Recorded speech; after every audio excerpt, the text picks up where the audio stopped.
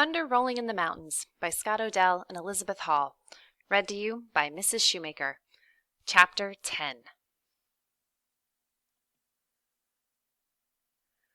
We had come to a second vast valley of brush and willows and tall white trees. A clear stream ran silently from one far shore to another, a day's slow journey on horseback. Blossoms were scattered through the tall grass waving beside the water. We were tired from our long travels, and the old people stumbled at every step they took. But the redcoats strode through the camp with their chests out and their red jackets taunting those who would dare to stop them. Looking Glass said we would stay at this place for 3 suns. Here we could cut teepee poles and let them dry. Birch trees with tall, smooth trunks grew everywhere along the shores. They were the best trees for teepee poles. Our women cut down stacks of the saplings, peeling them clean and set them out to dry in the sun. Without them, we would have had to sleep beneath the stars. We would need the poles during the rest of our flight. We gathered food to eat along the way. The warriors hunted antelope and black-tailed deer, and the old men caught fish. The women dug roots. No one thought of the white soldiers we had left behind in Montana. No one except Lone Bird, one of our brave warriors. He rode through the camp telling the chiefs that we must stay on the trail. "I do not trust the bluecoats," he said. "Maybe they are close behind us. Keep moving. Move fast. Death may be following on our trail." Wallitz agreed. He told of his dream. "Last night I saw myself killed. I do not turn back from death, but first I will kill some soldiers. My brothers, my sisters, I am telling you, we are all going to die." He offered to take the redcoats and scout back along the trail. Whitebird said that was good, but Looking Glass told Wallitz to hunt antelope instead. "The bluecoats are far away across the mountains," he said. "Our horses are weary and need rest. This is a peaceful place, and here we are safe. Your dream was idle fancy. No more." We forgot Lone Bird's warning and Wallitz's dream. When the hunters came back, it was a happy night. For supper we ate speckled trout and camas roots baked in ashes, and the last of the huckleberries we had picked along the way.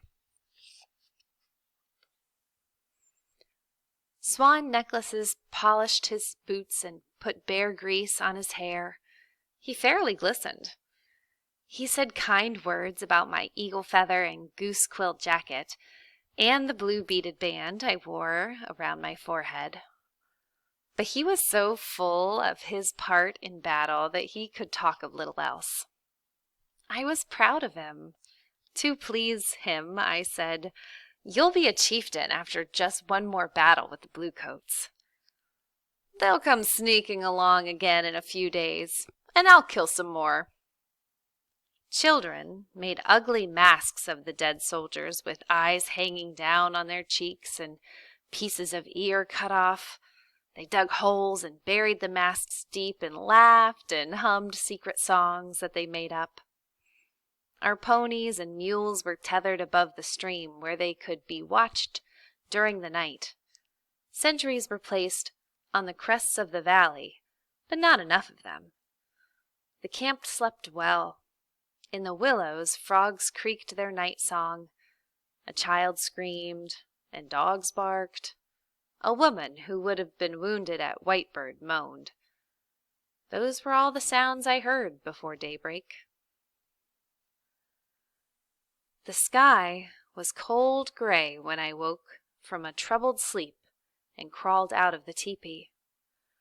I had picked up a pot to fill with water for the morning meal when the first shot crossed the stream. It came from a tree close behind me. Wallitz, wrapped in a long red coat, had gone out to see that the herd was still safely tied up. He marched along the shore with a warrior's step. A second bullet struck him in the back and knocked him down. He was the one who had killed Richard Devine and started the war, and the enemy knew it. Walla'its crawled to the stream. He was falling in the water when his wife came out of their teepee. She was heavy with the child she would bear him, and walked slowly. She caught him in her arms and held him until he gave one long gasp and was dead. The man who had killed Walla'its stood over her, saying something I could not hear, putting bullets in his smoking gun, and the next bullet struck her in the chest. She staggered, but made no sound, and somehow she got the gun from him and took careful aim and shot him in the face, and then she sank to the ground and died. My father lurched from his bed and ran outside. He thrust my baby sister into my arms. The air was filled with shouts and war whoops and the cries of children cut through by the sound of shooting. Bullets tore through the camp like hailstones. Fires burned along the shore from one teepee to another. Women, with children clutching their skirts and babies on their backs, ran out of the teepees screaming. My father told them to leave the stream and hide on the hillside in the brush. By this time all of the teepees were burning. My mother ran out with her braided hair on fire. Some of the women tried to hide in the stream, but it was too shallow and their heads stuck out of the water.